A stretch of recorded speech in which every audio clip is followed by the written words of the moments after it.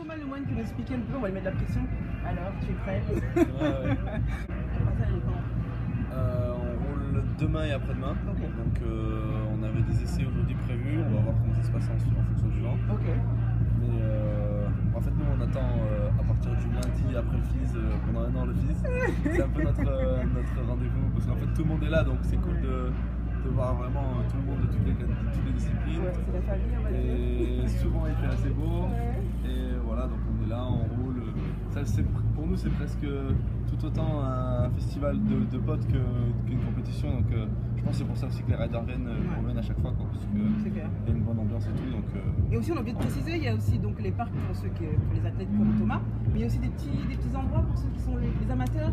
Bien sûr. Aussi des petits, il y a des trucs partout, il y a des trucs dans l'eau. C'est quoi qu'on appelle le truc dans l'eau là? Il y a du paddle. Ouais, c'est hallucinant, des trucs partout. C'est Disneyland en fait.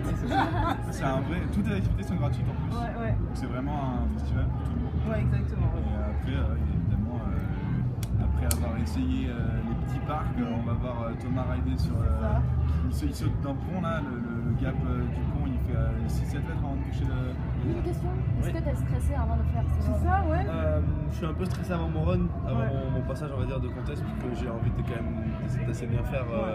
Donc on a toujours un petit stress qui dit bon bah il faut quand même bien faire, ou suivant la figure qu'on a prévu de faire, ça fait toujours un peu d'adrénaline. Mais en général c'est plus quand même, j'essaye de me dire que c'est pas une compétition. Quand je m'entraîne, je m'amuse, je regarde ce que je peux faire un peu de partout et après si tout va bien normalement je dois me sentir bien pour le run. Donc il y a toujours un petit stress, mais c'est quand même. Avant la compétition, c'est le petit stress. Et une fois que vous avez réussi, c'est quoi le sentiment en fait? En fait, nous on a souvent 2 passages. Donc en général, si on fait notre premier passage très bien, il y a toute la pression qui redescend. Et il y a même de l'adrénaline qui monte des fois parce qu'on veut faire encore mieux, mais tout le stress est parti parce qu'on sait qu'au pire on a quand même fait un bon passage. Enfin, pour ma part, c'est ça. Mais sinon, une fois que les 2 runs ou la finale, ou une fois qu'on a fini l'événement, bah. Bon, il y en a qui sont contents, il y en a qui sont un peu moins contents. Souvent, la prestation, ça dépend. Ça reste quand même, ça reste, je vais pas dire aléatoire, mais ça peut vachement varier. Une petite perte de pied d'une pédale peut faire rater tout un passage. Mais du coup, après, c'est juste relax et on regarde un peu tout ce qui se passe autour. Tu fais 2 passages là pendant tout le festival? On a 2 pour les qualifications et 2 pour les finales normalement. Ok, finale qui en général, c'est ça. Vendredi. Vendredi, ok. Et qu'est-ce que tu gagnes à la fin? Je crois qu'il y a du prize money pour le top 10. C'est ça, donc les 10 ça du prize money. Ouais. Ça fait joli, hein. On dirait de l'argent. Et du coup, voilà, top 10. Ça doit être 4 000, 5 000 pour le premier. C'est pas mal. Une coupe aussi, un truc comme ça ou pas? Une médaille, c'est ça non? C'est pas digital, une médaille en bois. Une médaille jolie, Elle est vraiment en bois, mais elle est vraiment belle. C'est bon pour l'environnement, on va dire. C'est ça. C'est mieux que le digital aussi, on va dire. Et après, ça te permet aussi de te valider dans d'autres FIS ou ailleurs ou machin. Ça permet en fait parce que nous on est dans un World Tour, donc je pense que c'est le FMB. Voilà, donc le FMB est en collaboration avec le FIS, on va dire. Donc en gros, on a des points sur le FIS qui comptent pour notre World Tour. Donc on a des gens qui font des qualifications, c'est-à-dire qu'ils ne sont pas dans les top 20, donc invités pour les gros événements du World Tour, et qui peuvent ici avoir la chance de venir faire des qualifications pour rouler avec nous après. D'accord. Et du coup ça permet à soit des nouveaux jeunes montants de pouvoir faire des bonnes places et du coup gagner des points, se faire montrer pour les prochains événements. Et en plus de ça, il y a vu qu'on a l'événement au Canada cette année, parce que Thomas va venir à Chengdu et au Canada, parce qu'il y a le World Tour FIS, donc c'est le overall on appelle, de la FIS World Series. Si jamais il prend des points à Montpellier, plus l'étape du Canada qui est en septembre, plus l'étape de Chengdu, et ben, il peut avoir le prize overall, en plus du prize par étape. Ok, d'accord. Par les points?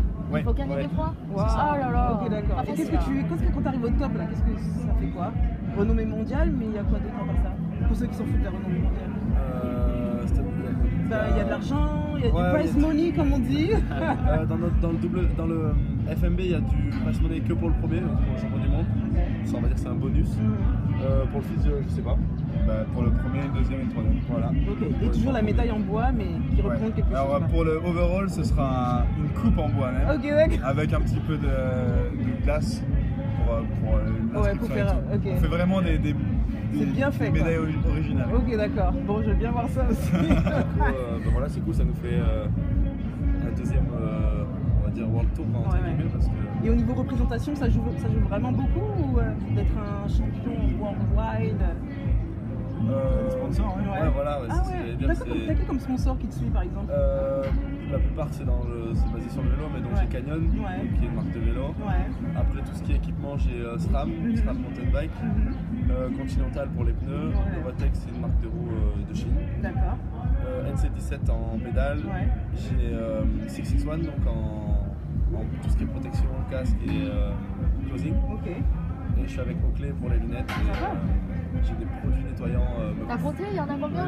Il y en a une dizaine. Donc comme lui Donc c'est un mélange argent, produit, en fait t'es bien équipé, tu vis bien l'année. Ça me permet de financer ma saison et d'avoir un petit plus pour vivre ma vie. Et à côté de ça, tu fais autre chose? Tu donnes des cours à des jeunes riders ou des choses comme ça? Moi en fait j'ai plus de 19 ans donc je suis un peu, pour l'instant je viens d'arriver dans le tour. Pas le physique de 19 ans.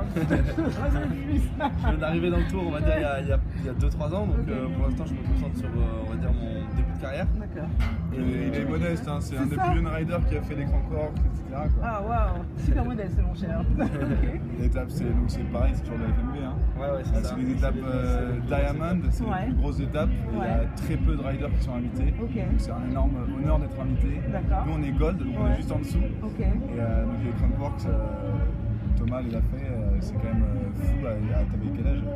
Le premier j'avais 17 ans. 17 ans, il y a très peu de riders qui ont 17 ans et qui sont invités parce que c'est le top 20 quoi. C'est le top 20 mondial. Ok, d'accord. T'as pu travailler depuis des débuts ou des aventures? En fait j'ai fait du bicross, donc c'est comme de la motocross en vélo, donc de l'âge de 5 ans à l'âge de 10 ans et demi, 11 ans on va dire. Je faisais quoi J'ai découvert en gros le mountain bike office d'ailleurs. Après sur le retour d'un championnat d'Europe de bicross, j'étais vraiment tout petit, je devais avoir 8 ans, 8-9 ans. Du coup, peut-être 8 ans. Du coup, après je suis venu tous les ans regarder un peu le FIS et c'est comme ça en gros que j'ai connu on va dire les sports plus extrêmes parce que le bicross c'est quand même assez extrême et c'est de la course. Et à l'âge de 11 ans, j'ai décidé d'essayer en fait parce que ça me plaisait bien et j'ai rencontré vraiment des gens qui en faisaient. Donc j'ai pu parler un peu avec mon petit jeune âge mais écouter un peu ce qu'ils me disaient. Du coup, ça m'a bien motivé et je me suis mis donc en catégorie kids et amateurs et j'ai fait ma première saison d'ailleurs avec j'ai fait le FIS pour ma première on va dire participation en amateur et j'avais fait je crois pour ma deuxième participation un top 3 ou top 4 et ça m'avait permis de rouler avec les pros et du coup c'était ma première on va dire expérience avec les pros, j'avais fait une finale voilà. Ok, waouh, c'est impressionnant. On dit plus rien maintenant.